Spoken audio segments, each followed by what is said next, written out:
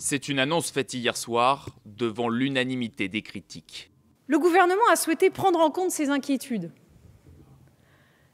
et a donc décidé de ne pas appliquer ces mesures en l'état. Cette mesure polémique, c'est la réforme de l'allocation adulte handicapé. Le texte prévoyait de déduire les intérêts des comptes épargne dans le calcul de l'aide financière. Pire, 210 000 personnes auraient perdu leur complément d'aide au logement accordé à ceux qui n'ont aucune autre ressource. Hier soir, lorsqu'elles apprennent le retrait de cette disposition, ces personnes handicapées sont soulagées. Ils ont essayé de toucher donc à un minima social, mais je considère que justement l'allocation adulte handicapé n'est pas un minima social comme les autres. Dans les rangs de l'opposition cette fois-ci, on dénonce l'amateurisme du gouvernement.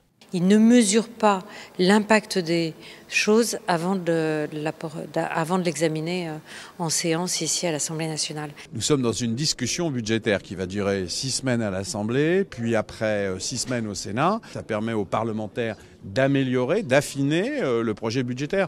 Et donc il ne faut pas voir là des éléments de discordance ou de cafouillage. Après la polémique sur les allocations logement et les retraités modestes, beaucoup à droite dénoncent l'accumulation de mesurettes et réclament une vraie réforme fiscale en profondeur.